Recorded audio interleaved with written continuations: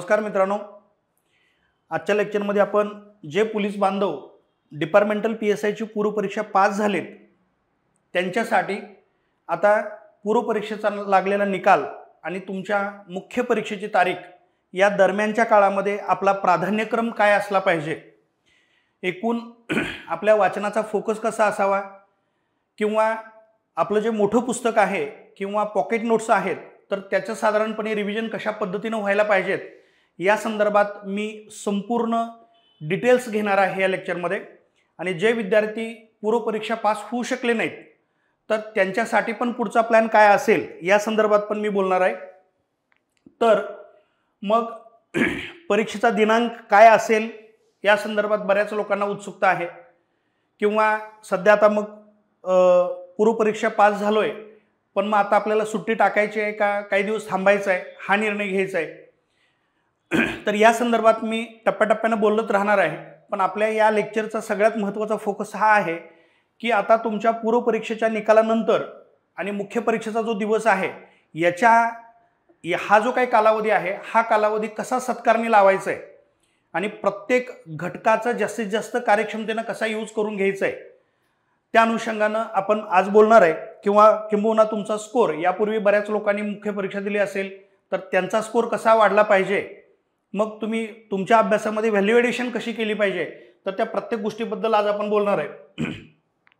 फक्त माझं प्रत्येकाला एवढं हे सांगणं आहे की आता बरेच लोक की परीक्षा कधी होणार आहे याच्यामध्ये खूप वेळ घालवणार आहेत। तर इथून पुढं तुमचा प्रत्येक मिनिट तुमच्या अभ्यासासाठी कसा व्यतीत होईल या दृष्टीने तुम्ही प्रयत्न करणं गरजेचं आहे, कारण तुमच्या स्कोरचं महत्त्व, तुमचा स्कोर हा सेफ असला पाहिजे। तर याचं महत्त्व काय हे बऱ्याच लोकांना हे आता जाणलंय, कारण ज्या लोकांचा खरं तर मग आता हे 2024ची जी काही परीक्षा आहे तर या परीक्षेमध्ये 36.5 एवढं मेरिट लागलं। खरं तर एवढं मेरिट कमी लागेल कुणालाच वाटलं नव्हतं आणि त्यामुळं जो विद्यार्थी 37, 38, 39, 40 या रेंजमध्ये होता तर त्या बहुतांश विद्यार्थ्यांना दिवसभरातला 50% वेळ असं वाटत होतं की माझा रिझल्ट येतो का नाही, सकाळी कोणतर म्हणेल येईल, दुपारी कोणतर म्हणतं येणार नाही, आणि त्यानं आपल्या 50% ताकदीतच फक्त त्यानं मुख्य परीक्षेचा अभ्यास केलेला आहे आणि बराच काळ त्याचा वाया गेलेला आहे। आणि त्यामुळं मग तुमचा स्कोर सेफ असणं किती महत्त्वाचं आहे हे तुम्हाला या लोकांच्या अनुभवावरून लक्षात येईल। जर तुमचा मुख्य परीक्षेचा स्कोर जर सेफ असेल तर पुढे फिजिकलची तयारी करायला सुद्धा आपल्याला एकदम उत्साह येतो, नाहीतर मग पुन्हा आणखी जर मुख्य परीक्षेचा स्कोर जर तुमचा काठावर आला तर मग फिजिकलची तयारी करताना मध्येच पळताना लक्षात येऊ शकतं की अरे बाबा माझा स्कोर तर काठावर आहे, तर येतो का नाही, बॉर्डरवर आहे, नाही आला तर माझं हे सगळं वाया जाईल। तर यामुळं तुमच्या मुख्य परीक्षेचा स्कोर अत्यंत महत्त्वाचा आहे। तुम्ही सेफ झोनमध्ये जाणं गरजेचं आहे। जिथं कट ऑफ लागेल तिथून पुढे तुम्हाला 20 मार्क जास्त पडली पाहिजेत, त्यासाठी काय केलं पाहिजे त्यासाठीचं आजचं ॲक्च्युली लेक्चर आहे। तर हे लक्षात ठेवा की डिपार्टमेंटल PSIची पूर्व परीक्षा आणि डिपार्टमेंटल PSIची मुख्य परीक्षा याच्यामध्ये सगळ्यात महत्त्वाचा फरक काय आहे, तर डिपार्टमेंटल PSIची मुख्य परीक्षेचा आवाका हा अगदी क्लिअर कट आहे। म्हणजे कोणता कायदा किती मार्काला आहे, कोणत्या कायद्याचे कोणते सेक्शन परीक्षेला आहेत, अगदी पेपर फोडल्यासारखा प्रकार हा तुम्हाला आयोगानं दिलेला आहे। कदाचित मला असं वाटतंय ही तुम्हाला शेवटची संधी असू शकते। भविष्यात ज्यावेळी आता हे नवीन कायदे आलेले आहेत, भविष्यात ज्यावेळी तुमचा अभ्यासक्रम ज्यावेळी फ्रेम होईल त्यावेळी कदाचित तुम्हाला सगळेच कायदे पूर्ण IPC, पूर्ण CRPC, पूर्ण एव्हिडन्स असा दिला जाऊ शकतो। कारण का तुम्ही बघा अलीकडच्या काळात जे काही तुमचे कायदे वाढलेले आहेत, 2017ला जर समजा तुमचा 2017, 2022 याच्यामध्ये PCP NDT, पोक्सो कायदा हे जे काही तुम्हाला कायदे वाढले, किंवा आता ह्या परीक्षेमध्ये बालन्याय 2015, तर या कायद्यामध्ये तुम्हाला हा सेक्शन परीक्षेला आहे, हा सेक्शन परीक्षेला नाही असं काय दिलं नाही। संपूर्ण बालन्याय 2015, संपूर्ण PCP NDT, संपूर्ण पोक्सो कायदा। त्यामुळं आयोगाची भविष्यातली वाटचाल काय असू शकेल याची चुणक तुम्हाला लागली असावी। म्हणजे भविष्यात ज्यावेळी पुढच्या परीक्षेच्या वेळेस ज्यावेळी पेपरचा अभ्यासक्रम ज्यावेळी डिक्लेअर होईल त्यावेळी असं होईल की जेवढे काय कायदे आयोगाने दिलेले आहेत ते सगळ्या कायद्याचे सगळे सेक्शन महत्त्वाचे आहेत, किंवा सगळे सेक्शन तुम्हाला आयोग देईल की या कायद्याचा एवढाच सेक्शन, त्या कायद्याचे एवढे मोजके सेक्शन, असा आयोग देण्याची शक्यता फार कमी वाटायला लागली. येतं लक्षात. त्यामुळं ही जी काही परीक्षा आहे ती तुमच्या दृष्टीने अत्यंत महत्त्वाची आहे. 2 कारणासाठी महत्त्वाची आहे. खरं तर 615 जागा आहेत, म्हणजे डिपार्टमेंटलच्या इतिहासामधल्या ह्या सगळ्यात जास्त जागा आहेत. तर 615 जागा, आणि दुसरी गोष्ट सिलेबस अगदी मोजका सिलेबस आहे. तर त्यामुळं अशी अनुकूल परिस्थिती भविष्यात येणार नाही. त्यामुळे ही संधी तुमची अत्यंत महत्त्वाची संधी आहे. तर ही संधी सोडू नका. मी कोणती संधी शेवटची आहे असं मानणार नाही, कोणती संधी शेवटची नसते, मात्र अशी संधी परत येणार नाही. बरोबर आहे. भविष्यात डिपार्टमेंटल परीक्षा चालू राहतील, ह्या सगळ्या गोष्टी होतील, मात्र पुन्हा अशी सगळी संधी 615 जागा, पुन्हा मोजका सिलेबस असा प्रकार होणार नाही. तर त्यामुळं ही परीक्षा, हे ॲड तुमच्या दृष्टीनं महत्त्वाचे आहे. आता आपला अभ्यासाचा नेमका फोकस कसा असला पाहिजे, त्यासाठी 2022चा पेपर तुमच्यासाठी अत्यंत गाईडलाईन म्हणून नाही. कारण 2022चा पेपर यापूर्वीच्या पेपरपेक्षा अगदी 360 डिग्रीनं तो बदलला. यापूर्वी आपले पोलीस बांधव शिक्षा कलम अशाच गोष्टी करत होते आणि त्याच्यावर पण पास होत होते. मात्र 2022मध्ये आयोगानं प्रश्नांचा दर्जा अत्यंत उत्तम क्वालिटीकडे घेऊन गेले. कन्सेप्टला जास्तीत जास्त महत्त्व दिलं. 2-2, 4-4 टॉपिक एकत्र करून आयोगानं स्टेटमेंट तयार केली. मल्टी स्टेटमेंटच्या आधारावर आयोगानं प्रश्न तयार केले. बरेच प्रश्न आयोगानं विधान 1, विधान 2, विधान 3 याच्या आधारावर केले. इंटरलिंकवर बरेच प्रश्न तयार केले. आणि ज्या लोकांनी आत्तापर्यंत फक्त शिक्षा कलमच पाठ केली, तर त्या लोकांना, त्या डिपार्टमेंटल PSI तयारी करणाऱ्या विद्यार्थ्यांना 2022चा पेपर अत्यंत अवघड गेला. मात्र त्या काळात सुद्धा आपण बॅच कन्सेप्च्युअल आणि फॅक्ट यांचं सुवर्णमध्ये साधूनच घेतलेली होती. त्यामुळे त्या काळामध्ये जी काही लोक MPAला गेली त्यातला बहुतांश विद्यार्थी हे आपलेच होते. अर्थात तुम्हाला हे माहितीच्या माध्यमातून तुम्ही जर विचारलं तर हे तुम्हाला कळेल, कारण आपली तयारी ही दोन्ही अँगलनं पाहिजे. मग आता येणारा 2024 मधला पेपर तो कसा असेल, तर आपली तयारी दोन्ही मार्गाने, कन्सेप्ट आला तर कन्सेप्ट, फॅक्च्युअल आला तर फॅक्च्युअल, किंवा काही प्रश्न कन्सेप्ट, काही प्रश्न फॅक्च्युअल, अशा आपल्याला दोन्ही मार्गाने तयारी करावं लागेल. कुठला तर एक पेपर डोळ्यासमोर ठेवून आपल्याला तयारी करणं हे चुकीचं असेल. तर आजपर्यंतच्या पाठीमागच्या 4-5 पेपरचा आपण अंदाज घेऊन त्या अनुषंगानं आपण पुढं वाटचाल केली पाहिजे. आणि तशाच पद्धतीनं आपण जे काही टेस्ट सिरीज आपण अरेंज केलेले आहेत, तर तशाच प्रकारचे प्रश्न आहेत. म्हणजे मला बहुतांशी विद्यार्थ्यांनी सांगितलं की सर, इतर टेस्टमध्ये आम्हाला 250-260 मार्क येतात आणि आपल्या पेपरमध्ये मात्र 200च्या वर मार्कच जात नाहीत, किंवा 190च्या वर मार्कच जात नाहीत. आणि खऱ्या अर्थानं 2022च्या पेपरची जी स्थिती आहे तसा पेपर दिल्यासारखं वाटतं. ते इतक्या सुंदर पद्धतीनं पेपर सेट केलेले आहेत, आणि आपण पेपर सेट अशा पद्धतीने केलेले आहेत, आयोग आणखी पुढं जरी 10 पावलं जरी गेलं तरीसुद्धा तुम्हाला प्रश्न सुटतील तशा पद्धतीचे आपण प्रश्न फ्रेम केलेले आहेत. त्यामुळे 2022चा पेपर आणि आपले टेस्ट पेपर याच्या माध्यमातून तुम्हाला तुमच्या अभ्यासाची दिशा सापडेल. ओके. त्यानंतर मग आता आणखी एक महत्त्वाचा एक पॉईंट असं बोलायचं आहे. तर खरं तर मी हे स्ट्रॅटेजीचं लेक्चर यापूर्वी लाईव्ह पण घेतलेलं होतं, पण बऱ्याच लोकांना लेक्चर ते लाईव्ह पाहता आलं नाही. तर त्यांच्यासाठी हे लेक्चर आहे. ज्या लोकांनी लाईव्ह पाहिलेलं आहे लेक्चर, तर त्यांनी पुन्हा खरं तर हे लेक्चर बघण्याची गरज नाही, कारण बरेच पॉईंट मी त्या लेक्चरमध्ये पण घेतलेले आहेत. पण जर तुम्हाला आणखी काही पॉईंट जर समजून घ्यायचे असतील तर बघायला काय हरकत नाही, पण बऱ्यापैकी पॉईंट मी तिकडं कव्हर केलेले आहेत. आता मी हे थोडे पॉईंट एवढ्यासाठी काढलेले आहेत की आत्तापर्यंत मला बऱ्याच विद्यार्थ्यांनी बऱ्याच काही शंका, बरेच काही प्रश्न विचारले, आणि मला वाटलं की ते प्रश्न, त्याची उत्तरं, त्याची सोल्युशन तुमच्या सगळ्याबरोबर शेअर करावीत, आणि माझ्याकडून कुठला पॉईंट स्किप होऊ नये त्यासाठी थोडे मी पॉईंट काढून आणलेत की जेणेकरून तुम्हाला प्रत्येक पॉईंटवर मला बोलता येईल. आता बऱ्याच जे जाणकार तुमच्यापैकी जे विद्यार्थी आहेत, म्हणजे यापूर्वी 5-6 वर्षापासून तयारी करणारे जे डिपार्टमेंटल PSIचा विद्यार्थी आहे, तर त्या सगळ्यांचं म्हणणं सध्या असं आलं आहे की सर, तुमच्या ऑनलाईन बॅचमुळं आणि तुमच्या पुस्तकामुळं जुने विद्यार्थी आणि नवीन विद्यार्थी एकाच ठिकाणी आले. म्हणजे आपली पुस्तक इतकं सुंदर आहे, खरं तर पहिलीच एडिशन आहे, पण पहिलीच एडिशन जरी असलं तर तुमचे विद्यार्थी पास झालेत 7,500, आणि आपलं पुस्तक आत्तापर्यंत 16,000 पुस्तक गेलेलं आहे. 16,600 काय तर समथिंग पुस्तक गेलेलं आहे, आणि आत्ता सध्या ते पुस्तक संपलेलं पण आहे, आउट ऑफ प्रिंट आहे. तर म्हणजे अगदी तुमच्या प्रत्येक विद्यार्थ्यापर्यंत ते पुस्तक गेलेलं आहे आणि प्रत्येक विद्यार्थ्यापर्यंत ऑनलाईन बॅच पण गेलेली आहे.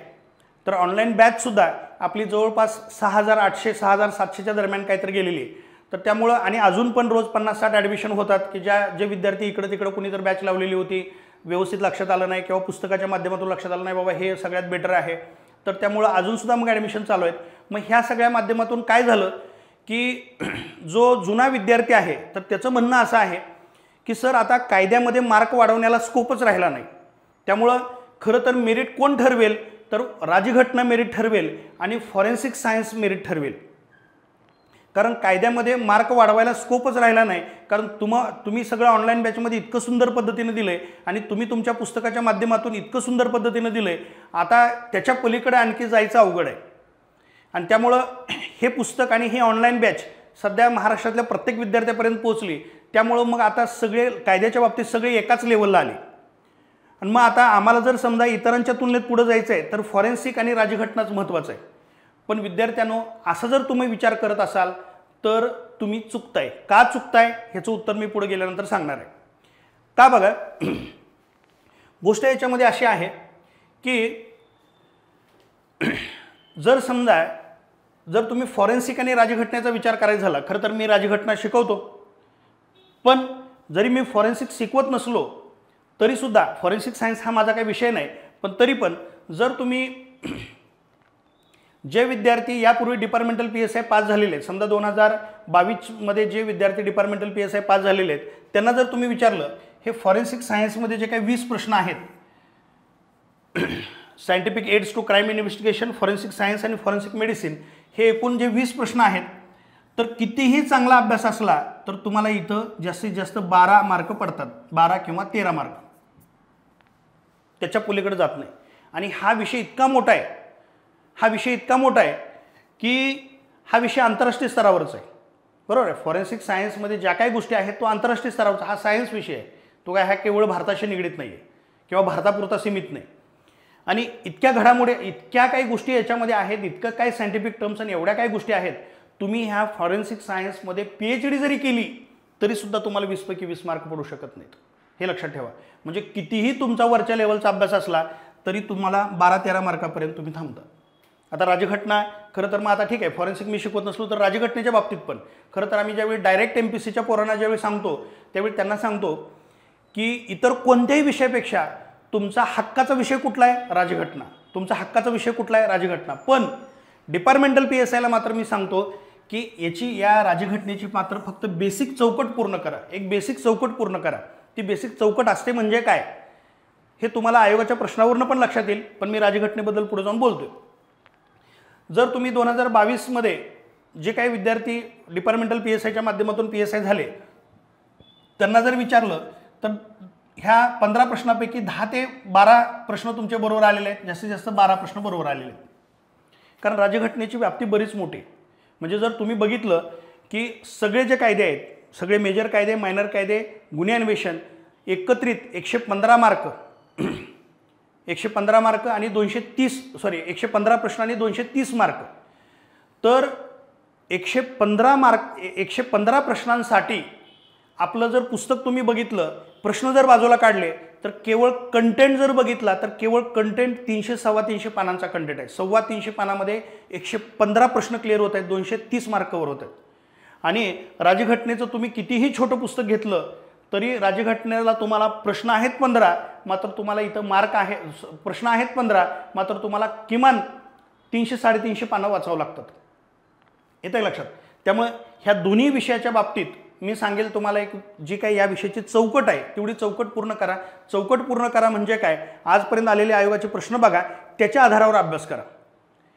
पण याचा अर्थ मी असं म्हणणार नाही की तुम्ही राज्यघटना आणि फॉरेन्सिक सायन्स किंवा फॉरेन्सिक मेडिसिन तुम्ही ऑप्शनलला टाका, तुम्ही स्किप करा, तुम्ही याचा अभ्यास करू नका, असं म्हणणार नाही. पुन्हा एकदा लक्षात घ्या, याच्यावर आपल्याला फोकस हा कायद्याच्या तुलनेत कमी द्यायचा आहे. याचे एक बेसिक चौकट फक्त पूर्ण करायचे आणि आपला फोकस सगळा कायद्यावर ठेवायचा आहे. कारण तिथं प्रत्येक प्रश्न आपल्याला महत्त्वाचा आहे आणि तिथं तुम्ही आउट ऑफ मार्क घेऊ शकता.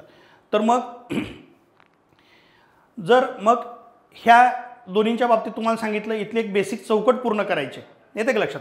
इथं मात्र तुम्हाला सगळ्यात मोठा स्कोप आहे. येते का लक्षात. की जर समजा ह्या प्रमुख कायदे मेजर कायदे 60 प्रश्न, मायनर 40 प्रश्न, त्यानंतर मानवी हक्क, आणि तुम्ही बघितलं तर सगळे आपल्या पुस्तकातील प्रश्न येत आहेत. तर त्यामुळं विशेषतः आणि मानवी हक्कामध्ये सुद्धा मी मानवी हक्क अधिनियम पण दिले आणि मानवी हक्काची जाणीव, बेडे घालण्याच्या संदर्भात मार्गदर्शक तत्व ही सगळं आहे. पण त्यातल्या त्यात तुम्ही कशावर फोकस द्यायचा आहे? अधिनियमावर फोकस द्यायचा आहे. तर आपल्या पुस्तकामध्ये अधिनियम आणि संकीर्ण माहिती दिली तेवढं प्रॉपर करा, त्याच्या बाहेर प्रश्न जात नाही. पण मग वेळ मिळाला तर मानवी हक्काचे इतर भाग वाचायला काय हरकत नाही, कारण ते महत्त्वाचं आहे. पण फोकस मात्र अधिनियमावर द्या. 5 पैकी 5 प्रश्न तुमच्या बरोबर येतील. गुन्हे अन्वेषण हा जो क्राईम इन्व्हेस्टिगेशन हा जो विषय आहे तर तो तुमचा तो CRPC आणि एव्हिडन्स यालाच अटॅच आहे. त्यामुळं ह्या एकूण 115 प्रश्नांचा जर विचार करायचा झाला तर 115 प्रश्नापैकी पुन्हा आणखी मायनर कायद्यात जर विचार करायचा झाला तर मी तुम्हाला छाती ठोकपणे सांगतो, मायनर कायद्यामध्ये सिंगल प्रश्न चुकणार नाही. येतं का लक्षात? मग आता आयोगाने गेल्या वर्षी जास्तीत जास्त मग IPC हा विषय खूप कन्सेप्च्युअल आहे. त्यामुळे आयोगाला तुम्हाला ट्रिकी प्रश्न विचारायचे स्कोप IPC, CRPC, एव्हिडन्स आणि विशेष करून IPC मध्ये येतं का लक्षात? त्यामुळे इथं तर तुम्हाला 40 पैकी 40 मार्क पडू शकतात. एखादी सिली मिस्टेक झाली तर ती तुमच्या चुकी नाही. येतं का लक्षात? पण सिंगल पुस्तकाचे आपल्या बाहेर प्रश्न येणार नाही. मग ह्या सगळ्या गोष्टींचा एकत्रित विचार करायचा झाला तर ह्या गुन्हे अन्वेषणामध्ये एखादा प्रश्न चुकू शकतो. तर 115 प्रश्नापैकी तुम्हाला 105 ते 110 प्रश्न 100% बरोबर येऊ शकतात. म्हणजे 115 प्रश्नापैकी 105 प्रश्न तरी हमखास बरोबर येऊ शकतात तुम्ही जर ताकद ह्याला लावली तर. 115 पैकी 105, खरं तर 110 पण येऊ शकतात, पण आपण कमीत कमी आकडा धरला 105. येतं का लक्षात?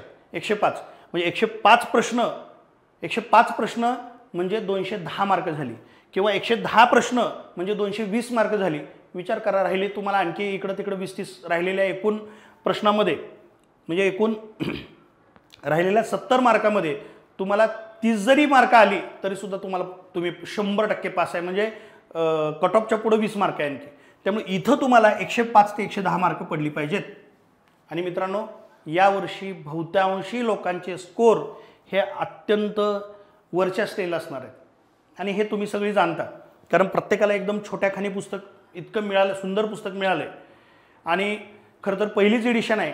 पण मला आत्ता विद्यार्थी सांगतात की सर, आता आम्ही बऱ्याच ठिकाणी वेगवेगळे संदर्भ बघितले, पण सगळ्यात जास्त ऑथेंटिक डाटा हा तुमच्याच पुस्तकात आहे. इतर पुस्तक 25-25 वर्षापासूनचे ठोकळे आहेत, पण त्यामध्ये पण चुका आहेत, पण आपल्याकडे चूकच नाही. येतं का लक्षात? ज्यावेळी तुम्ही परत इंग्लिश पुस्तक काय बेअर प्रोफेशनल बेअर ॲक्ट बघाल त्यावेळी तुमच्या लक्षात येईल की एक्झॅक्ट आपल्या गोष्टी बरोबर आहेत. त्यामुळं आणि एवढ्या छोट्याखानी एवढं व्यवस्थित नोट्सच्या स्वरूपात पुस्तकं आणि ऑनलाईन बॅचच्या माध्यमातून एवढं व्यवस्थित कन्सेप्ट क्लिअर केलेत, त्यामुळं बहुतांशी वर्ग एवढी मार्क पाडणार आहे. आणि जर मित्रांनो तुम्हाला जर 105-110 प्रश्न बरोबर नाही आले तर तुम्ही इतरांच्या तुलनेत मागं पडणार आहे. त्यामुळं जर तुम्हाला वाटतंय की ज्ञानेश्वर पाटील सरांनी इतकं चांगलं पुस्तक दिलं, इतक्या सगळ्या ऑनलाईन बॅच दिलं, एवढं चांगलं मटेरियल सगळं दिलं, किंवा पुन्हा आणखी ते पॉकेट नोट्स पण दिले, त्याचे ऑडिओ बॅच पण दिलेले आहे, टेस्ट सिरीज पण एवढी चांगली आहे, आणि त्यामुळे कायद्यामध्ये स्कोपच राहिला नाही. जर असा विचार करून जर तुम्ही याच्यावरचा फोकस कमी करत असाल आणि तुम्ही राज्यघटना आणि फॉरेन्सिक करत असाल तर तुमची मित्रांनो दिशा चुकते. येतं का लक्षात? त्यामुळं इथं शेवटी तुम्हाला जर इतर लोकांबरोबर एवढा जर स्कोर नाही आला तर मग काय होईल? एखादा नवखं पोरगं एवढी मार्क पाडेल आणि तुम्ही एवढ्या वर्ष अभ्यास करताय तर तुम्हाला कायद्यामध्येच कमी मार्क येतील, परत चुका झाल्या असा प्रकार असतो. आणि गोष्ट याच्यामध्ये अशी आहे बघा, म्हणजे आपला फोकस काय असला पाहिजे याच्याबद्दल तुम्हाला मी बोललो. आता प्रश्न असा आहे की आपलं पुस्तक अगदी छत्तीसगड बॉर्डरपर्यंत पोचलं, सिंगल पोरगं तुम्हाला दिसणार नाही की त्याच्यापर्यंत आपलं पुस्तक पोचलं नाही. बरोबर, गेल्या 5-6 महिन्यापूर्वी सगळ्यापर्यंत पुस्तक पोचलं नव्हतं, पण आता एवढं मोठं सगळं पुस्तक गेलं आहे, सगळ्यापर्यंत पुस्तक पोचलं. आणि त्यामुळं आता प्रश्न असा आहे मित्रांनो, आता पुस्तक चांगलं आहे का वाईट आहे ह्याच्यापेक्षा सगळ्यात महत्त्वाची गोष्ट आहे रिलेटिव्ह कॉम्पिटिशन. जर आपल्या पुस्तकातनं प्रश्न आला आणि जर तो तुम्हाला नाही आला तर तुम्ही जगाच्या मागे राहणार आहे. आणि एखादा खोपच्यातला कुठला जर फॉरेन्सिक सायन्सचा एखादा प्रश्न तुम्हाला आला आणि जगाला नाही आला तर तुम्ही काय असं तीर मारला आणि खूप पुढे गेला असं होत नाही. स्पर्धा परीक्षेमध्ये रिलेटिव्ह कॉम्पिटिशन नावाचा प्रकार आहे. म्हणजे अगदी मी बेस्ट उदाहरण लक्ष्मीकांत पुस्तकाचं देतो. संपूर्ण भारतामध्ये पॉलिटीसाठी लक्ष्मीकांत हे पुस्तक वापरलं जातं. जर एखादा प्रश्न लक्ष्मीकांतमधला येतोय समजा राज्यसेवेची तयारी कोणी करतंय, कोणी UPSC तयारी करतंय आणि एखादा प्रश्न लक्ष्मीकांतमधला येतोय आणि जर तुम्हाला येत नाही तर सगळ्या जगाला आलेला असतो आणि तुम्हाला नाही आलेला आहे. कारण का? कारण ते पुस्तक संपूर्ण भारत वाचतो. तोच प्रकार आता आपल्या ह्या पुस्तकाच्या बाबतीत पण आहे. त्यामुळं सगळं जग ते पुस्तक वाचतंय आणि त्या पुस्तकातला आलेला प्रश्न जर तुमचा चुकला तर तुम्ही जगाच्या मागे पडणार आहे. ह्याला आपण रिलेटिव्ह कॉम्पिटिशन म्हणतो. त्यामुळं इथं तुम्हाला गाफील राहून चालणार नाही. याचा अर्थ तुम्हाला हे करायचं नाही असं नाही. म्हणजे कायद्यानंतर राज्यघटनेला फोकस द्या आणि राज्यघटनेनंतर फॉरेन्सिक सायन्सला फोकस द्या. हे करायचं आहे पण ह्याची एक बेसिक चौकटच पूर्ण करायची. येतं का लक्षात? तर हे बेसिक चौकट का गरजेची आहे बघा. म्हणजे मी तुम्हाला म्हणलं की राज्यघटनेच्या इतर आपण डायरेक्ट MPSCच्या लोकांना आम्ही म्हणतो की तुम्ही राज्यघटना ही सगळ्यात प्रायोरिटी असली पाहिजे. कारण इतर विषय तुलनेत तिथं राज्यघटनेला जास्त मार्क पडतात. पण तुम्हाला इथं आता ह्याला सेकंड प्रायोरिटी द्यायची. येतं का लक्षात? आणि मित्रांनो तुम्हाला आठवत असेल तुमच्या पूर्वपरीक्षेमध्ये आपण इकॉनॉमीचे 12-13 लेक्चर घेतलेले होते. तर 12-13 लेक्चर घेतलेली होती. कारण काय? इकॉनॉमी एवढा वास्ट सिलेबस आहे आणि मग राज्यसेवा दर्जाचे पण प्रश्न, राज्यसेवा मुख्य परीक्षा दर्जाचे प्रश्न तुम्हाला 2022ला पण आले. तर त्या गोष्टी डोक्यात ठेवून मी ते 12-13च प्रश्न 12-13च व्हिडिओ तयार केले होते. त्या 12-13 व्हिडिओच्या माध्यमातून बहुतांशी विद्यार्थ्यांना 8 मार्क, 9 मार्क, कुणाला 10 मार्क पडले. मला बरेच विद्यार्थी म्हणले सर तेवढे 12 व्हिडिओ तुमचे केले आणि इकॉनॉमीला 10 पैकी 8 आले, 9 आले, 10 पैकी 10 आले आणि इतरांच्या तुलनेत आमचा स्कोर वाढवून गेला आणि त्यामुळे आम्ही आता सेफमध्ये गेलो. खरं तर 10चं मी क्रेडिट नाही घेणार पण आपलं इकॉनॉमीचे ते व्हिडिओ 10-12 व्हिडिओ आणि अगदी 8 तासात संपत होते. 8 तासात ते व्हिडिओ संपत होते. तर तेवढ्या 8 तासाच्या व्हिडिओमध्ये त्या 10-12 व्हिडिओमध्ये तुम्हाला किमान 8 तरी मार्क पडत होते. पण काही लोकांना 9-10 पण मार्क पडलेले आहेत. म्हणजे याचा अर्थ काय बघा की अशा वेळेस की त्यातलं नेमकं काय करायचं आहे याची शिक्षकाला नाळ पकडता आलं पाहिजे. शिक्षकाची भूमिका काय? तर एखादा विषय मार्काच्या तुलनेत खूप फास्ट असतो त्यावेळी त्यातलं नेमकं काय करायचं हे त्याला विद्यार्थ्यापर्यंत पोहोचवता आलं पाहिजे. ही शिक्षकाची भूमिका आहे. येतं का लक्षात?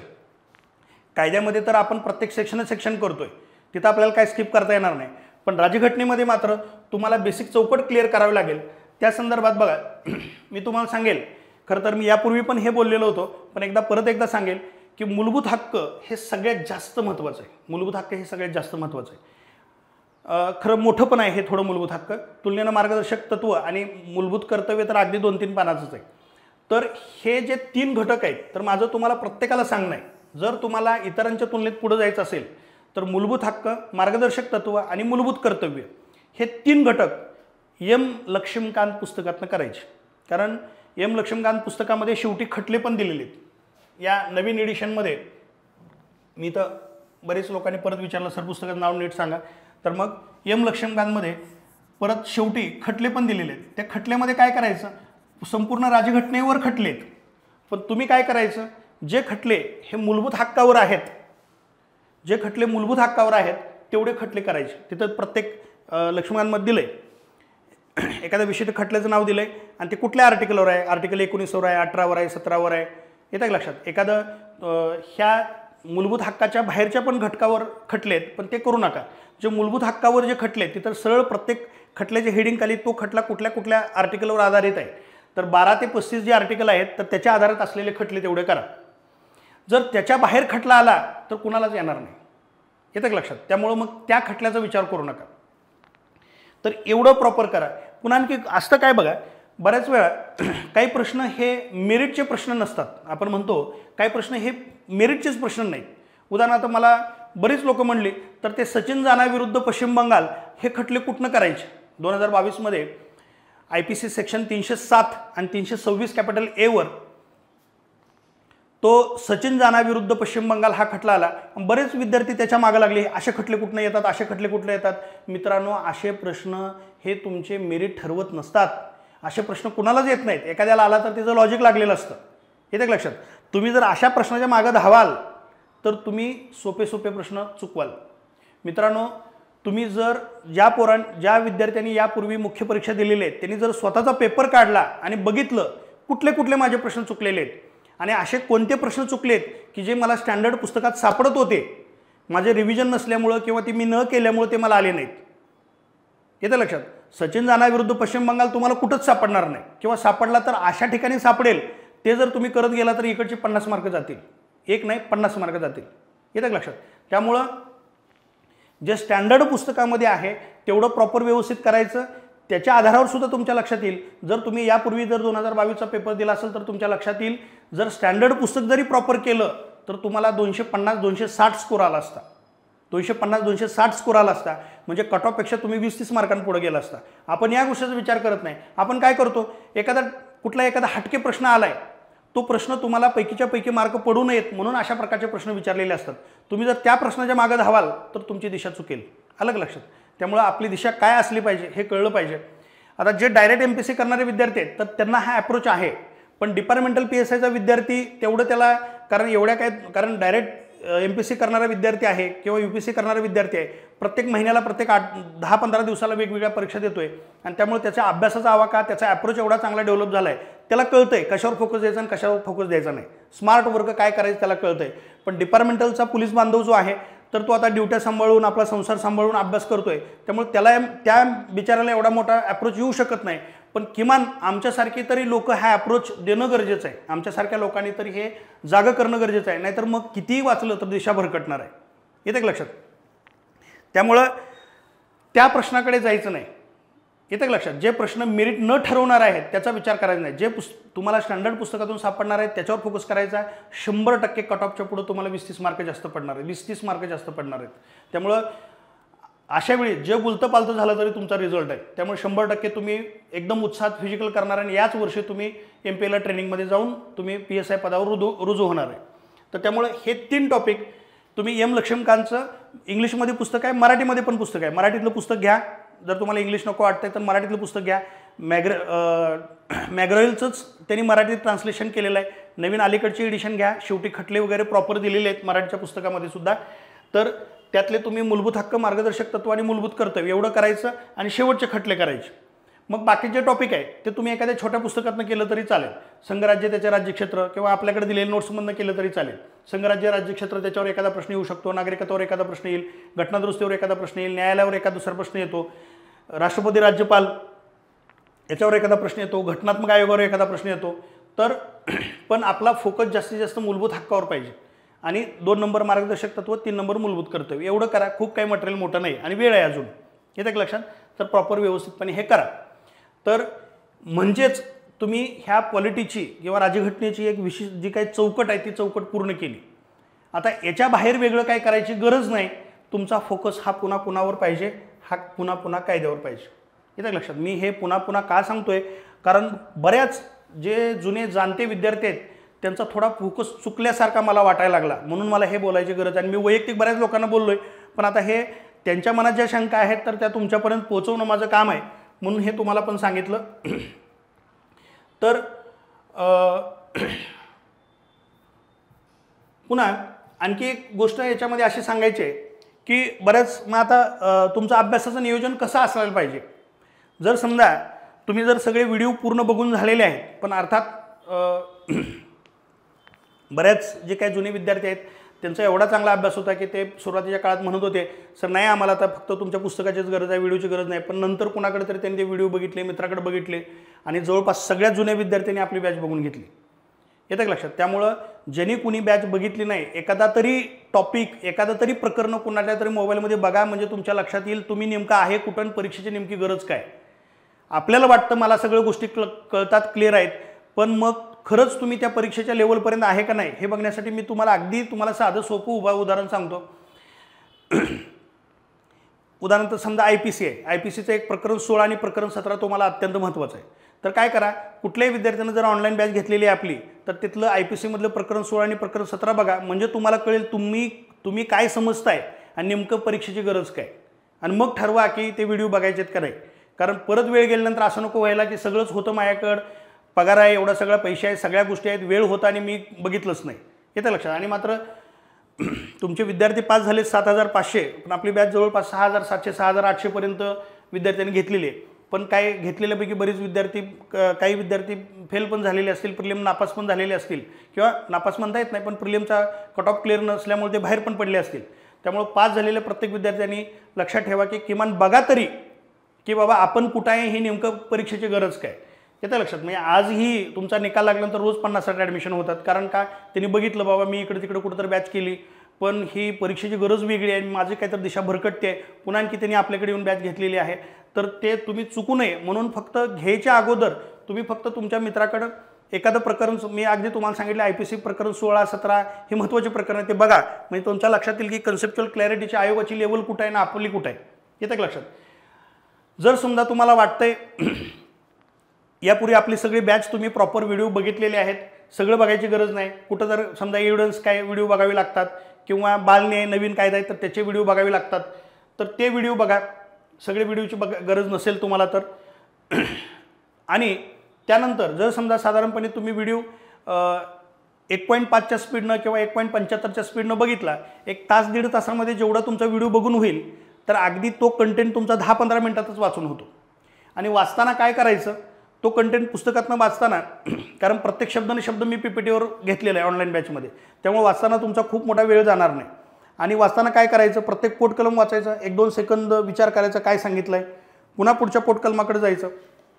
असं करत पुन्हा पूर्ण सेक्शन संपवा आणि 4-5 सेकंद डोळे मिटून ह्या सेक्शनमध्ये काय सांगितलं हे आठवा, थोडं मनन करा आणि मग पुढं जा. नाहीतर मग पोथी वाचल्यासारखं पहिल्या सेक्शनपासून शेवटच्या सेक्शनपर्यंत वाचू नका. सगळ्यात महत्त्वाची गोष्ट आहे, ते वाचन झालं का लगेच आपण पुस्तकामध्ये पाठीमागं PYQ दिलेले त्या चॅप्टरवरचे ते PYQ बघा. किंवा आपण क्विज नावाने एक वेगळा हे केलेला आहे, तर ते क्विज तुम्हाला किती वेळा सोडवता येतील, म्हणजे पटकन तुम्हाला लक्षात येईल की किती स्कोर येतो आहे. जर समजा तुम्ही बालन्याय तुम्ही जर समजा तुम्ही दारूबंदी अधिनियम वाचला आणि दारूबंदी अधिनियमावर आयोगाचे प्रश्न क्विजच्या माध्यमातून सोडवले, बघा म्हणजे साधारणतः 20-22 प्रश्न आयोगाने विचारलेत आतापर्यंत, 22पैकी किती आले, कुठले चुकले, का चुकले, याचं विश्लेषण तुम्हाला त्या आपल्या क्विजच्या माध्यमातून तुम्हाला करता येईल. आणि सगळ्यात महत्त्वाचं काय बघा, रिव्हिजन. पुन्हा पुन्हा पुन्हा पुन्हा रिव्हिजन करा, पुन्हा पुन्हा रिव्हिजन करा. आणि टेस्ट महत्त्वाचे आहेत, येतं लक्षात. तर टेस्ट सोडवा, पण टेस्ट सोडवताना किती टेस्ट सोडवल्या पाहिजेत ह्याला पण काहीतरी लिमिट आहे. मला विद्यार्थी म्हणतात सर आपल्याकडे 10 टेस्ट आहेत, अजून 10-20 घ्या. मित्रांनो खरं तर 5 किंवा 7च टेस्ट महत्त्वाचे आहेत, पण तुमची डिमांड होती म्हणून मी 10 टेस्ट घेतलेत. आणि टेस्ट इतक्या दर्जेदार आहेत, एक टेस्ट काढायला मी 5-5, 7-7 दिवस घालवलेले आहेत. त्यामुळं तुम्हाला वेगळं काही करायची गरज नाही, एवढेच टेस्ट करा. आणि टेस्टचा हेतू काय आहे, तुम्हाला एक्झॅक्ट आयोगाची दिशा कळली पाहिजे, तुमची परीक्षेची भीती मरली पाहिजे, तुमचा आत्मविश्वास वाढला पाहिजे. आणि ज्या परीक्षेमध्ये ज्या चुका होणार आहेत, जे सिली मिस्टेक होणार आहेत, ते इथंच तुम्हाला टाळता येतील. या गोष्टीसाठी ही टेस्ट सिरीज आहे, येतं का लक्षात. आणि त्यामुळं तुम्ही भरमसाठ टेस्ट, दिशा चुकलेल्या टेस्ट सिरीज सोडवून मग आत्मविश्वास कमी करून घेऊ नका, येतं लक्षात. मग काय तर उगाच काय पोटकलमावर प्रश्न आयोगच विचारत नाही, काय पोटकलमावरचे प्रश्न सोडवा लागला तुम्ही. तर त्यामुळं तुम्ही जो पेपर सोडवताय तो आयोगाच्या दिशेशी सुसंगत आहे का एवढं तरी आपल्याला कळलं पाहिजे. तर मग साधारणपणे तुमचा हा पॅटर्न असला पाहिजे. आणि मी तुम्हाला असं म्हणलं की तुम्ही जर यापूर्वी 2022चा जर पेपर दिला असेल मुख्य परीक्षा, किंवा यापूर्वीचा पेपर दिला असेल, तर तो पेपर काढा आणि पुन्हा बघा की आपले नेमके प्रश्न चुकलेत कुठले आणि ते प्रश्न का चुकले ह्याचं स्वतःचं विश्लेषण करा, येतं एक लक्षात बघा. आणि बऱ्याच लोकांचं असं म्हणणं आहे की मग आता मी मायनर कायदे, मेजर कायदे, फॉरेन्सिक, राज्यघटना ह्याला वेळ कसा देऊ. खरं तर ह्याला कुठला ठोकताळा नाही, पण तरी पण एक तुम्ही बरेच लोक प्रश्न विचारतात, त्यामुळं माझं थोडं सांगायचं काम आहे की अशी एक विशिष्ट वेळ द्यायची गरज नाही. समजा जर तुम्ही IPC वाचायला सुरुवात केली आणि तुम्हाला 1-1.5-2 तासानं जर समजा तुम्हाला वाटलं की मला कंटाळा आला, 1-1.5 तासानं 2 तासानं वाटलं की मला हा विषय वाचून कंटाळा आला, आता मग तुम्ही काय करू शकता, मायनर कायदे वाचा. समजा वाटलं की मग मेजर कायदे आणि मायनर कायदे सारखेच वाटतात, तर मग राज्यघटनेला थोडा वेळ द्या, मग पुन्हा IPCकडे येऊ शकता किंवा थोडा वेळ पुन्हा फॉरेन्सिक बघू शकता. पण अर्धा तास IPC, अर्धा तास मायनर कायदे, अर्धा तास असलं काय करत बसू नका. एक तुम्हाला अभ्यास एका विषयाचा करायला लागल्यानंतर तुम्हाला ज्यावेळी वाटेल आता माझा आलेख खाली खाली घसरायला लागला आहे, त्यावेळी तुम्हाला काय करता येईल, तुम्हाला दुसऱ्या विषयावर शिफ्ट व्हायचं. पण हे करत असताना प्रोपोर्शन लक्षात घ्या, ज्या विषयाला जेवढी वेटेज आहे तेवढा वेळ त्याला देणं गरजेचं आहे. ज्या विषयाला जेवढं वेटेज आहे तेवढा त्याला तुम्ही वेळ देणं गरजेचं आहे, तेवढं लक्षात राहू दे. म्हणजे फॉरेन्सिक सायन्स मोठा आहे किंवा तो फार वाचायचा राहिला आहे, म्हणून कायद्याला निम्मा वेळ आणि फॉरेन्सिकला निम्मा वेळ असं करू नका. तुम्हाला कायद्याला एकूण प्रश्नापैकी किती पर्सेंटेज आहे, वेटेज आहे मार्काचं, तेवढा तुम्ही कायद्याला द्यायचा. एकूण सिलेबसपैकी राज्यघटनेला किती पर्सेंटेज आहे तेवढा त्याला वेळ द्यायचा. आणि एकूण प्रश्नांपैकी, एकूण मार्कापैकी फॉरेन्सिक सायन्सला किती वेटेज आहे तेवढा वेळ त्याला द्यायचा. तुम्ही मग एकूण किती वेळ अभ्यास करताय त्याच्या पर्सेंटेजमध्ये. येते लक्षात. आता सगळ्यात महत्त्वाची गोष्ट अशी आहे की मी यापूर्वी तुम्हाला पूर्वपरीक्षेच्या अगोदर परीक्षेला जाता जाता म्हणून एक व्हिडिओ टाकला होता. बऱ्याच लोकांना तो व्हिडिओ इतका आवडला होता की त्या व्हिडिओमुळं लोकांना सकारात्मक भावनेनं लोक पूर्वपरीक्षा दिली. आणि पूर्वपरीक्षेनंतर बऱ्याच लोकांनी मला फोन करून सांगितलं की सर त्या व्हिडिओचा इतका प्रचंड फायदा झाला आणि मानसिकता आमची बदलली आणि आम्ही अगदी उत्साहानं परीक्षेला सामोरं गेलो. पण मित्रांनो, की परीक्षेच्या दिवसाची तयारी, त्या दिवसाची मानसिकता तुम्हाला आजपासून बनवावी लागेल. येते लक्षात बघा. म्हणजे की मी नापास झालो तर काय, मी एवढा मोठा वेळ दिला आहे, मी फॅमिलीच्या बऱ्याच गोष्टी मिस केलेल्या आहेत, बराच मोठा त्याग केलेला आहे, बऱ्याच काळ बिनपगारी रजेवर गेलेलो होतो, इतका मोठा त्याग केलेला आहे आणि आता जर नाही झालं, 615 जागा आहेत, परत एवढ्या जागा नाही आल्या तर काय, पुन्हा मग नवीन कायदे आणखी येणार आहेत, ह्या भीतीपोटी मग हळूहळू आपली परीक्षा हातातून निसटून जाते. त्यामुळं तुमची आतापासूनच मानसिकता ही सकारात्मक मानसिकता पाहिजे. तेवढा तुमचा स्वतःवर विश्वास पाहिजे, आत्मविश्वास पाहिजे. हा त्या परीक्षे दिवशी कितीही आम्ही डोक्यात दगड टाकला तर तो येत नसतो. ती मानसिकता तुम्हाला आत्तापासून बनवावी लागेल. आणि दुसरी गोष्ट एक सांगायचं म्हणजे तुमच्या बाबतीत अर्थात तुमची ही इमर्जन्सी सेवा आहे. खरं तर हे लेक्चर लांबतं आहे, पण मला व्यवस्थित डिटेल गोष्टी बोलायच्या आहेत तर मला बोलणं गरजेचं आहे. मी बोलतोय. खरं तर तुमची इमर्जन्सी सेवा आहे, त्यामुळं तुम्हाला ड्युट्या पण अशा पद्धतीनं आहेत की त्या ड्युट्या तुम्हाला सांभाळूनच अभ्यास करावा लागतो. बहुतांशी आपल्यापैकी पोलीस बांधव हे संसारिक आहेत, त्यामुळं फॅमिलीसोबत पण फॅमिलीच्या पण काही जबाबदाऱ्या पार पाडाव्या लागतात. तर ह्या गोष्टी आपल्याला टाळता येत नाही. तर मग पुन्हा तुम्हाला ड्युट्यापासून सुट्टी घ्यायची, रजेवर जायचं का नाही ते परीक्षेच्या डेटनंतर तुम्ही विचार करा. पण आता जर समजा या घडीला तुम्हाला हे सगळ्या दगडावर पाय ठेवून अभ्यास करावा लागतोय तर तुम्ही इथं वेळ चोरून अभ्यास करायचा आहे. पण हे करत असताना एक डोक्यात ठेवायचं की आपल्याला पुरेशी झोप घेणं गरजेचं आहे. मी हे वारंवार सांगत असतो, कारण हे जे आपण अभ्यास करतोय हे बुद्धिजीवीचं काम आहे. आपण काय हे पाटा टाकत नाही. येतं लक्षात.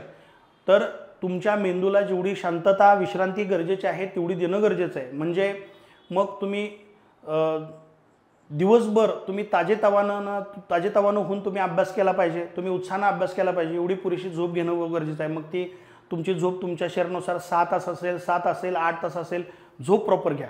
भले मग झोप चांगली घेऊन तुम्ही बाकीच्या गोष्टी तुम्हाला इमर्जन्सी ज्या आहेत तर त्या गोष्टी करून भले तुम्हाला 3-4 तास जरी दिवसातून मिळत असतील तरी तेवढा अभ्यास करा. जर कुठला तरी एखादा मित्र म्हणतोय की मी ड्युटी सांभाळून सुद्धा मी 8-8 तास अभ्यास करतोय, 10 तास अभ्यास करतोय, तर त्याच्याबरोबर तुलना करू नका. आपल्याला पास व्हायचं आहे, फक्त जगाला दाखवायचं नाही मी अभ्यास करतोय.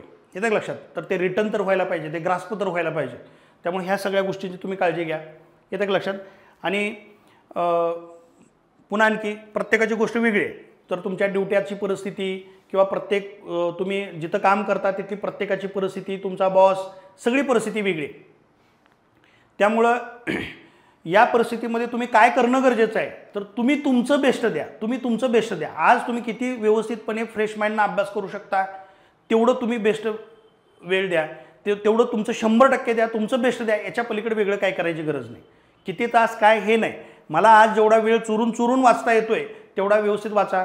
मग बाकी मोबाईल, टेलिग्राम, बाकीचे धंदे सगळ्या गॉसिपिंग, अफवा, आता पुन्हा परीक्षा कधी होईल, काय होईल या संदर्भात प्रचंड अफवेचं पेव येणार आहे. तर ह्या सगळ्या गोष्टीकडे दुर्लक्ष करा आणि फक्त अभ्यासावर कॉन्सन्ट्रेट करा. वेगळं काय करायची गरज नाही. दुसरी गोष्ट आहे की बऱ्याच विद्यार्थ्यांचं म्हणणं आहे की सर फास्ट ट्रॅक बॅच घ्या. पण मित्रांनो, फास्ट ट्रॅक बॅच हे तुम्हाला ही पास करणार नाही. फास्ट ट्रॅक बॅच तुम्हाला का पास करणार नाही? कारण त्याचं उत्तर असं आहे, कारण मित्रांनो की जर समजा उदाहरणार्थ सर समजा मी तुमच्या पूर्वपरीक्षेच्या अगोदर ती इकॉनॉमीची फास्ट ट्रॅक बॅच घेतली होती तर ती योग्य होतं, कारण त्याचा आवाका एवढा होता आणि त्याची मार्क 10च होती. 10च मार्काला 10च प्रश्न येणार होते आणि त्याचा इकॉनॉमीचा आवाका प्रचंड होता. पण आता तुमचा कायद्याचा आवाका एवढा छोटा आहे आणि प्रत्येक सेक्शन महत्त्वाचं आहे. आणि त्यामुळं इथं आपण असं म्हणतोय की कायद्यामध्ये 115 कायदा आणि गुन्हे अन्वेषण तर 115 प्रश्न आहेत, म्हणजे 230 मार्क आहेत. तर 115 पैकी तुम्ही पास होण्यासाठी तुम्हाला किमान 105 ते 110 मार्क पडायला पाहिजेत. 105 तर हमखास मार्क पडायला पाहिजेत, तर तुम्ही रेसमध्ये टिकताय. आणि जर समजा मी फास्ट्रॅक बॅच घेतली तर 105 तुम्हाला मार्क पडू शकत नाहीत, 105 मार्क पडू शकत नाहीत. मग जर समजा 105 मार्क पडत नाहीत, मी मेरिटमध्ये राहत नाही, तर ती फास्ट्रॅक बॅच घेऊन करायचं काय? हा काय फक्त पैसे कमवण्याचा धंदा नाही, येतं का लक्षात? तर तुम्ही पास पण झालं पाहिजे. त्यामुळं 105 प्रश्न जर नाही तुमच्याबरोबर आले तर तुम्ही मेरिटमध्येच राहत नाही आणि कुठलीच फास्ट्रॅक बॅच तुम्हाला 105 मार्क देऊ शकत नाही, येतं का लक्षात? 105 मार्क देऊ शकत नाही. त्यामुळे बेटर. मग आता गोष्ट अशी आहे की वेळ अजून आहे.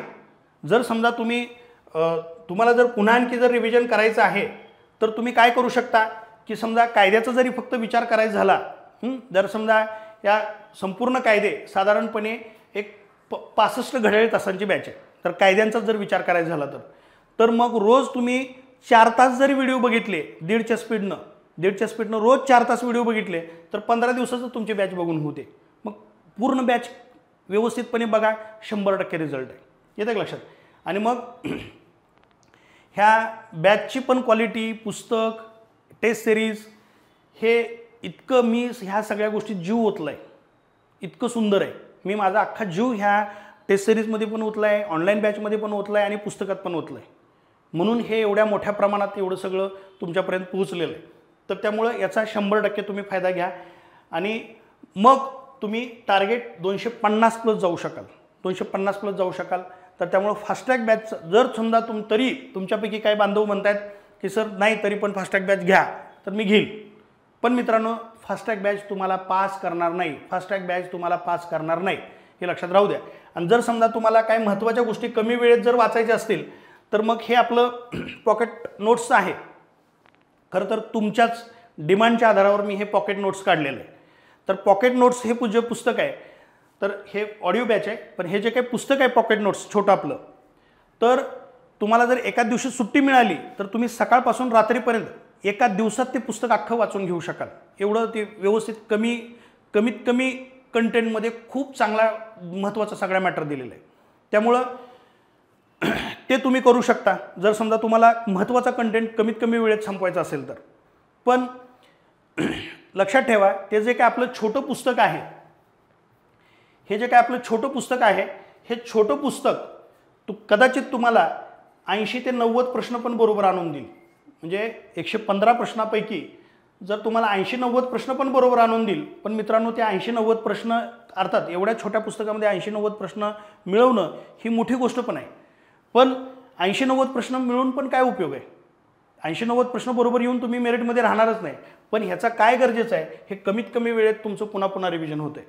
पण तुम्हाला अधूनमधून ह्या महत्त्वाच्या मोठ्या पुस्तकावर आणि ऑनलाईन बॅचवर तुम्हाला फोकस द्यावाच लागेल, येतं का लक्षात? मग तुमच्याकडे दुसरा पर्याय आहे की मग हे पुस्तक मी ऑडिओच्या स्वरूपात पण आणलेलं आहे, अगदी माझा स्वतःचा आवाज आहे. तर याचा फायदा काय मित्रांनो बघा, की लहानपणी आपण मोठ्यानं वाचायचं, म्हणजे आपले पालक पण आपल्याला सांगायचं मोठ्यानं वाच, मग लक्षात राहतं. कारण मनानं आपण वाचत पण असतो, एका बाजूला डोळे, मेंदू, कान हे सगळ्याच गोष्टींचं काम चालू राहतं.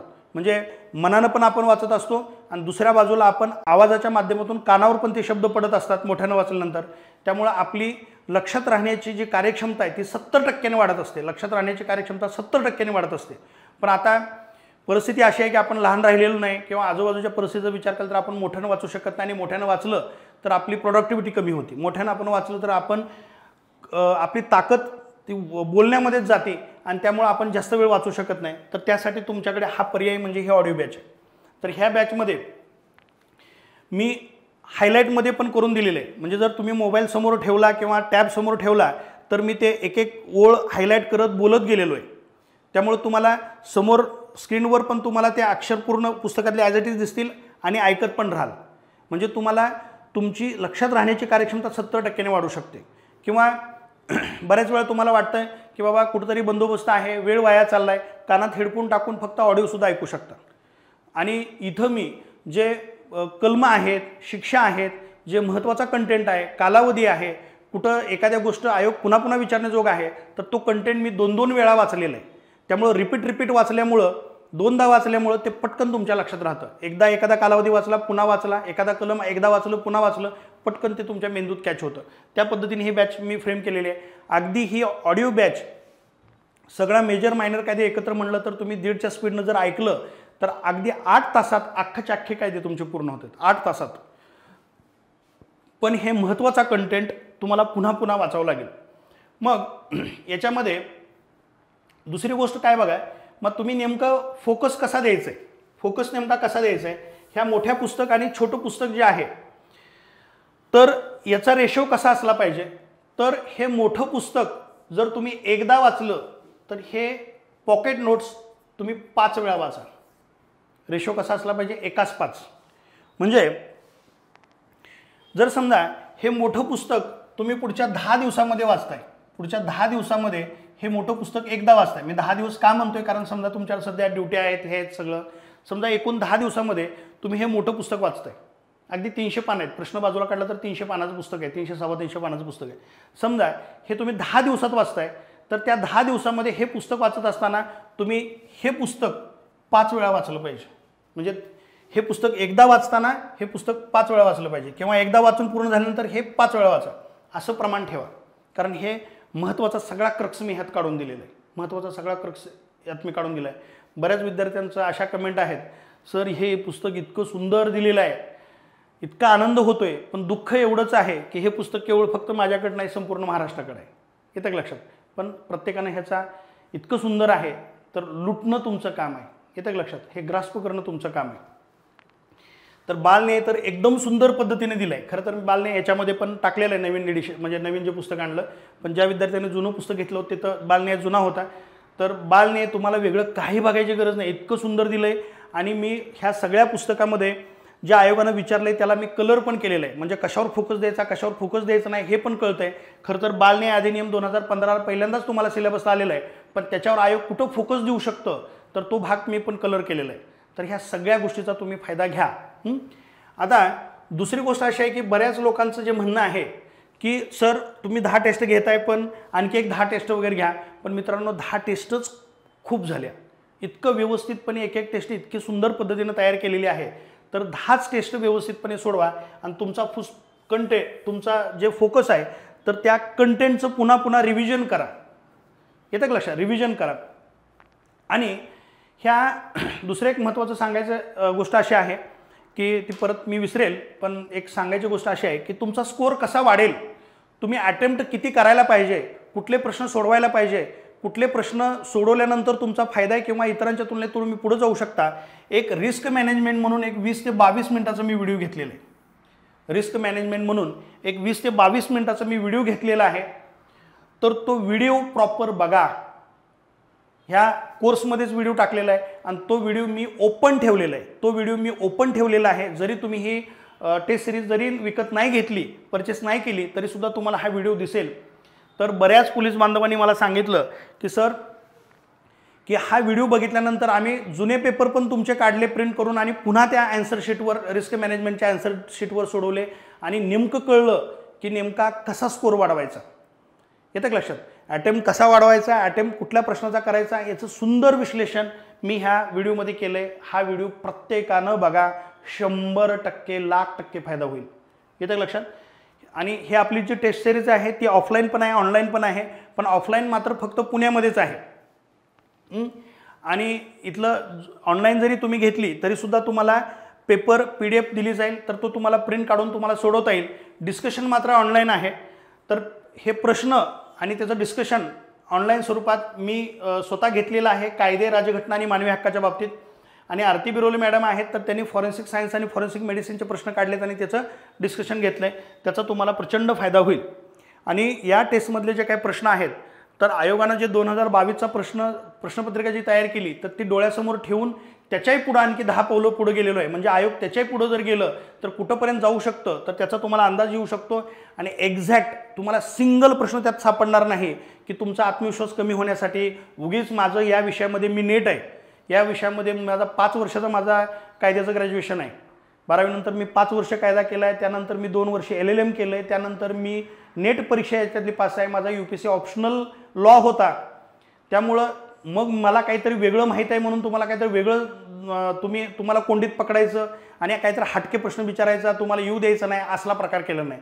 सिंगल ना सिंगल प्रश्न अगदी आयोगाच्या चौकटीत आहे, मात्र तुमच्या डोक्याला झिंझिने आणणार आहे. येतं का लक्षात? तर त्यामुळं एकदम राईट पाथनं हे पेपर तयार केलेले आहेत, याचा फायदा घ्या. मी तुम्हाला पुन्हा सांगितलं आहे, ऑनलाईन बॅचमध्ये मी जीव ओतलेला आहे, त्याचा फायदा घ्या. पुस्तकामध्ये मी जीव ओतलेला आहे, त्याचा फायदा घ्या. या टेस्ट सिरीजमध्ये मी जीव ओतलेला आहे, त्याचा फायदा घ्या. परत असं नाही वाटलं पाहिजे की हे करायला पाहिजे होतं, तर ते लक्षात राहू द्या. दुसरी गोष्ट याच्यामध्ये अशी आहे की तुमच्या ऑब्जेक्टिव्हची परीक्षा आहे, तर ऑब्जेक्टिव्हच्या त्या फेजमध्ये तुम्ही नेहमी असलं पाहिजे. ज्यावेळी आपली एखादी परीक्षा एखाद्या विशिष्ट पॅटर्न, उदाहरणार्थ जर कुणाची जर पॅटर्न हा रिटर्न पॅटर्न आहे, त्यानं रोज काहीतरी लिहिलं पाहिजे, तर त्याला ती परीक्षेची तयार नाही. रोज किती वाचून उपयोग नाही, रोज काहीतरी लिहायला पाहिजे. तुमची परीक्षा कशी ऑब्जेक्टिव्ह आहे, तर तुम्ही त्या ऑब्जेक्टिव्हच्या फेजमध्ये रोज गेलं पाहिजे. रोज जर समजा तुम्हाला 150 प्रश्नांचा तुमचा पेपर आहे, रोज तुम्ही ऑब्जेक्टिव्हचे 150 प्रश्न सोडवायला पाहिजे.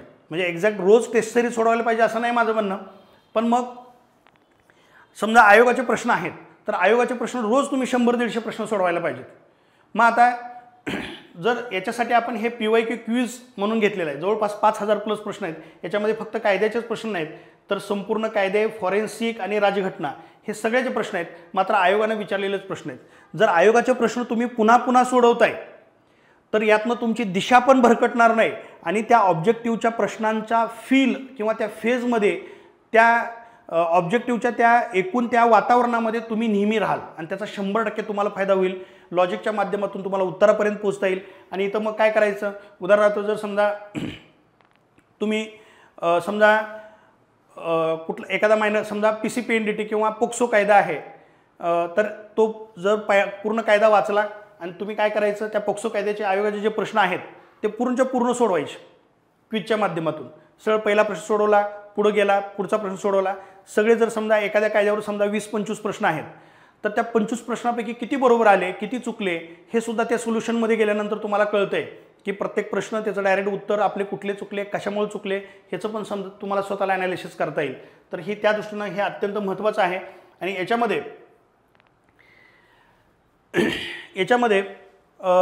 जे राज्यघटना आहे, तर राज्यघटनेचे खरं तर तुमचे 2च पेपर आहेत, 2017 आणि 2022. तर तुम्हाला आणखी आयोगाच्या प्रश्नाचा सराव व्हावा, त्यामुळे तुमच्या दर्जाचा आणखी राज्यसेवा पूर्व आणि कंबाईंड पूर्वचे प्रश्न आहेत. आणखी इतर ज्या काही परीक्षा आहेत, तर त्यांचे पूर्व परीक्षेचे प्रश्न की जे तुम्हाला गरजेचे आहेत. राज्यसेवा मुख्य हे तुम्हाला काही गरजेचं नाही, जे तुम्हाला गरजेचं आहे ते प्रश्न पण मी ह्याच्यामध्ये टाकलेले. आता बऱ्याच विद्यार्थ्यांचं म्हणणं आहे, सर PYQची एक ऑनलाईन बॅच घ्या, की PYQवर एक ऑनलाईन बॅच घ्या. पण मित्रांनो, खरंच त्याचा उपयोग नाही तुम्हाला. कारण समजा आता मी इकॉनॉमीसारखा विषय शिकवतो, तर तिथं 100% PYQचे बॅचचा उपयोग होईल. येतं का लक्षात? का? कारण त्या इकॉनॉमीमध्ये त्या प्रत्येक पर्यायाच्या अनुषंगानं मला वेगवेगळं स्पष्टीकरण तुम्हाला सांगता येईल. पण इथं कायद्यामध्ये डायरेक्ट उत्तर आहे. एखादं स्टेटमेंट का चुकलंय, तर मी इथं PYQला लगेच खाली आपल्या पुस्तकात सुद्धा आणि इथं पण त्याचं स्पष्टीकरणामध्ये पण ते चुकलेलं स्टेटमेंट बरोबर कसं आहे ते दिलंय. प्रत्येक प्रश्न कोणत्या कलमावर ते दिलंय. तर याची पुन्हा ऑनलाईन बॅच घेऊन तुमचा वेळ घेण्याची गरज नाही, मात्र हे अत्यंत महत्त्वाचं आहे, याचा फायदा घ्या. दुसरी गोष्ट याच्यामध्ये अशी आहे की बऱ्याच पोलीस बांधवांचं म्हणणं आहे की सर वेळच नाही, आता ड्युट्या कराव्या लागतात, फॅमिलीच्या जबाबदारी आहेत, वेळ नाही. तर त्याच्यासाठी हे तुम्हाला अगदी वेळ चोरून तुम्हाला तुमच्या ड्युटीमध्ये तुम्ही असताना सुद्धा तुम्हाला तुमचा वेळ सत्कारणी लावता येईल. कारण बऱ्याच वेळ तुम्ही कुठं तर सिक्युरिटीमध्ये असता, बंदोबस्तात असता, वेगवेगळे सण आहेत, उत्सव आहेत इथून पुढं, आणि त्यामुळे तुमचा खरं तर तुम्ही एका ठिकाणी बसलेला आहे, उभा राहिलेला आहे, तुम्हाला भरपूर वेळ आहे पण जागा सोडता येत नाही. अशा वेळेस तुम्ही ह्या वेगवेगळ्या गोष्टीचा फायदा घेऊ शकता. म्हणजे सर समजा हे पॉकेट लॉचं ऑडिओ बुक आहे, बऱ्याच वेळा काय असतं की बंदोबस्त किंवा इतर ठिकाणी तुम्ही हातात पुस्तक घेऊन वाचत बसू शकत नाही, पण एका ठिकाणी थांबावं लागतं, किंवा आजूबाजूला वरिष्ठ आहेत तर तुम्हाला हे पुस्तक वाचता येत नाही, काय हातात काय छोटं बुकलेट पण वाचता येत नाही. तर अशा वेळेस मग तुम्हाला हे आहे मोबाईलला हे अगदी फिट टू स्क्रीन करून तुम्हाला हे हायलाईट करून एका बाजूला कानात टाकून तुम्ही मोबाईलला ते वाचत कानात ऐकू शकता, किंवा मोबाईल खिशात ठेवून हे ऑडिओच्या स्वरूपात पण ऐकू शकता. किंवा आधीमध्ये वेळ मिळाला, जर आधीमध्ये तुम्हाला 10 मिनटं वेळ मिळाला तर हे PYQ क्विज तुम्ही एक 10 मिनटात 20-30 PYQ क्विज सोडवू शकता. किंवा जे आपली पुस्तकं आहेत, म्हणजे मोठं पुस्तक आहे किंवा पॉकेट नोट्स आहे, बालन्याय आहे, हे तुम्हाला फिट टू स्क्रीन ई बुकच्या स्वरूपात दिलेलं आहे. तर त्यामुळे ते सुद्धा तुम्ही वाचत राहू शकता, म्हणजे इतर लोकांना तुम्हाला वाटणार पण नाही की हा ड्युटीच्या काळात अभ्यास करतोय. त्यामुळं ह्या 3 प्रोडक्टचा तुम्ही जास्तीत जास्त फायदा घ्या, म्हणजे तुम्हाला बराच काळ तुम्ही तुमची ड्युटी सांभाळत सुद्धा तुमचा खूप मोठा अभ्यास तुम्ही करू शकाल. येते का लक्षात? तर याचा 100% फायदा तुम्ही घ्या. दुसरी गोष्ट की पुन्हा बऱ्याच विद्यार्थ्यांचं म्हणणं आहे की सर आता तुमची पुस्तकं वाचून पार म्हणजे काय चोथा झाला, लोकांनी ती पहिलं पुस्तक वाचून एवढ्या रेषा करून नवीन पुस्तक घेतलं, पण मधल्या काळात वेळ होता म्हणून बऱ्याच लोकांनी मोठे मोठे ठोकळे पण वाचून बघितले, पण प्रत्येकाचं मला परत सांगण्याला सर नाही, परत शेवटी तुमचंच पुस्तक महत्त्वाचं आहे, उगाच विनाकारण वेळ वाया घालवला. आणि आता तर एवढा वेळ नाही की पुन्हा आणखी तुम्ही मोठे मोठे ठोकळे वाचत बसू शकाल. त्यामुळे हे त्रिकालबाधित सत्य आहे, हेच तुम्हाला करावं लागेल. येतं लक्षात? आणि पहिलीच एडिशन आहे, पण प्रत्येकाचं म्हणणं आहे हे 100% ऑथेंटिक आहे, इतर कुठल्याही पुस्तकाच्या तुलनेत हे 24 कॅरेट सोनं आहे. तर याचा 100% तुम्ही फायदा घ्या आणि विश्वास ठेवा, कारण हे तुम्ही 7,500 तुमचे पोरं पास झालेत, हे जवळपास 16,600 काहीतरी पुस्तक गेलेलं आहे. हे पुस्तक पण जवळपास 8,000 पुस्तक गेलं आहे आणि दोन्ही पुस्तक आउट ऑफ प्रिंट आहेत. दोन्ही पुस्तक आउट ऑफ प्रिंट आहेत. येतं लक्षात? तुम्हाला मार्केटमध्ये पुस्तकही मिळणार नाही, कुठं तर क्वचित एखादं पुस्तक राहिलेलं आहे, याचं प्रिंटिंग चालू आहे परत. आता पुन्हा मी पुन्हा मूळ मुद्द्याकडे येतोय की म्हणजे जे यापूर्वी तुम्हाला म्हणलं होतं की परीक्षा कधी होईल, तर परीक्षा कधी होईल हे या घडीला तर एक्झॅक्ट कोण सांगू शकत नाही, पण आपल्याकडे 2 शक्यता आहेत. एक तर ऑक्टोबर एंडला होईल किंवा इलेक्शन नंतर होईल. येतं का लक्षात? पण तरी पण तुमची परीक्षा लवकर होईल या अनुषंगानेच आपला अभ्यास चालू ठेवायचा. त्यामुळे परीक्षा कधी होईल ह्याच्यावर अजिबात तुम्ही सेकंद वाया घालवू नका. म्हणजे की ज्ञानेश्वर पाटलाला काय माहीत आहे का, ह्या सराला काय माहीत आहे का, त्याला काय माहीत आहे का म्हणून एकमेकाला फोन मेसेज असलं काही करू नका. ज्यावेळी डेट येईल त्यावेळी आयोग काय कोणाची एकट्याच्या कानात जाऊन सांगणार नाही बाबा ही परीक्षेची तारीख आहे. येतं लक्षात? त्यामुळं ज्यावेळी तारीख येईल त्यावेळी एका मिनिटात सगळ्या महाराष्ट्राला कळणार आहे. गॉसिपिंग करत अफवेत तुम्ही वेळ स्वतःचा वाया घालवू नका. तुमचा 100% वेळ तुमच्या अभ्यासाला द्या आणि हा शांततेचा काळ आहे. हा शांततेचा काळ आहे. एकदा जर आयोगानं डेट दिली, सगळं जग अभ्यास करणार आहे, जे पास झालेला प्रत्येक विद्यार्थी अभ्यास करणार आहे, मग तुम्ही तर करणार आहे, मग इतरांच्या तुलनेत तुम्ही कसं पुढे जाल? इतरांच्या तुलनेत जर तुम्हाला पुढे जायचं असेल तर एक आता लगेच महिन्यात 1.5 महिन्यात परीक्षा होणार आहे हे डोक्यात ठेवूनच आपल्याला याचा सदुपयोग करावा लागेल. आणि जर मुख्य परीक्षेचा स्कोर अत्यंत महत्त्वाचा आहे, तुमचा पूर्व परीक्षेचा स्कोर 60 होता, 70 होता, 80 होता, झिरो मॅटर आहे. झिरो मॅटर, त्याला काय उपयोग नाही. मुख्य परीक्षेचा एक सिंगल मार्क तुम्ही कट ऑफपेक्षा पुढे चाललाय तर सिंगल मार्क महत्त्वाचा आहे. एक पॉईंट सुद्धा 0.25 एवढी सुद्धा मार्क तुमचे महत्त्वाचे आहेत. कारण मुख्य परीक्षेचा प्रत्येक मार्क हा तुमच्या फायनल मेरिट लिस्टमध्ये काउंट होणार आहे. आणि मुख्य परीक्षा झाल्यानंतर तुम्हाला असं जाणवलं पाहिजे की जग उलतं पालतं झालं तरी माझा रिझल्ट आहे. जर मुख्य परीक्षा ज्या दिवशी होईल आणि त्या दिवशी तुमच्या डोक्यामध्ये ही भावना येईल की जग उलतं पालतं झालं तरी माझा रिझल्ट आहे, त्यावेळेस तुम्ही फार उत्साहानं फिजिकल करता आणि त्या वर्षी 100% तुम्ही पास होणार. आणि फिजिकलच्या दिवशी कधी कोणी आजारी पडलं, जर फिजिकलमध्ये काय गोष्टी प्रॉब्लेम झाला, अशा काही गोष्टी होऊ शकतात. त्यामुळे मुख्य परीक्षा ही 100% तुमच्या हातात आहे. मुख्य परीक्षेचा स्कोर हा जास्तीत जास्त येणं गरजेचं आहे, हे तुमच्या हातात आहे. आणि आता सगळ्यांसाठी समान परिस्थिती आहे. ड्युट्या, तुमच्या फॅमिलीच्या जबाबदाऱ्या, त्यामुळं रडत बसायचं नाही. जेवढा वेळ हातात आहे तेवढा करत राहायचा. ड्युटी सांभाळत बंदोबस्त आहे तर हे आपलं पॉकेट ऑडिओ बुक आहे किंवा ई बुक आहे किंवा क्विज आहे, हे सोडवत राहायचं. आणि घरी आल्यानंतर मग पुन्हा हे व्हिडिओ, ऑनलाईन बॅच, पुस्तक, ह्या सगळ्या याच्या माध्यमातून दिवसभर त्या अभ्यास सोडून दुसऱ्या डोक्यातच काय ठेवायचं नाही. आपण शांत झोपलोय, ते का झोपलोय तर दिवसभर चांगला अभ्यास करायचा आहे म्हणून झोपलोय. म्हणजे दिवसभर डोक्यात अभ्यास सोडून दुसरं काय आलं नाही पाहिजे. तुम्ही तुमचं 100% द्या. बऱ्याच लोकांचा यापूर्वी अभ्यासात खंड पडला असेल, कारण कोर्ट मॅटर, ह्या सगळ्या गोष्टी, निकाल, बऱ्याच परीक्षेच्या संदर्भात अनिश्चितता होती, त्यामुळे बऱ्याच लोकांचा अभ्यासात खंड पडला असेल. ते सगळ्यांच्याच बाबतीत आहे. त्यामुळं आता इथून पुढं व्यवस्थितपणे अभ्यासाला लागा. येतं का लक्षात? तर पुन्हा म्हणजे परीक्षा कधी जरी झाली तर आपला रिझल्ट आपला त्यात रिझल्ट यायला पाहिजे. मग परीक्षा होऊन तर काय उपयोग आहे? 615 मध्ये आपलं जर नाव नसेल तर परीक्षा होऊन तर काय करायचं आहे? त्यामुळं 615 मध्ये आपलं नाव असलं पाहिजे. याच्यासाठी काय करता येईल तेवढं करा. बाकीच्या चर्चेत पडू नका. तर टेस्टमध्ये जर समजा तुमची लवकर परीक्षा असेल तर आपण त्यानुसार टेस्टचं नियोजन करू. जर उशिरा असेल तर त्यानुसार आपण पेपरमध्ये गॅप देऊ. तर त्या पद्धतीने मी नियोजन करतो. दुसरी गोष्ट, पुस्तकामध्ये बऱ्याच लोकांना कुठंतरी वाटतं, मी अगदी उदाहरण सांगतो, समजा बालन्यायमध्ये बऱ्याच पुस्तकामध्ये अजूनही प्राधिकरणच आहे, दंडाधिकाऱ्याचा उल्लेख नाही, किंवा बऱ्याच पुस्तकं अपडेट झालेली नाहीत, अजूनही दखलपात्र अदखलपात्र गुन्ह्यामध्ये बदल केलेले नाहीत. त्यामुळं काही लोकांना शंका येते, पण पुन्हा लगेच लक्षात येतं की आपलंच पुस्तक हे काय 100% ऑथेंटिक आहे. जरी आपल्या पुस्तकाची पहिलीच एडिशन आहे, लोकांची 25-25 वर्षापासून पुस्तकं आहेत, पण 100% आपलंच पुस्तक ऑथेंटिक आहे. एखादी कुठं जर समजा प्रिंटिंग मिस्टेक आहे तर मी पॉकेट नोट्समध्ये क्लिअर केली, पण तरी पण तुम्हाला जर जिथं कुठं शंका आहे, आत्तापर्यंतच्या विद्यार्थ्याच्या शंकाच्या आधारावर मी एखादा व्हिडिओ बनवतो.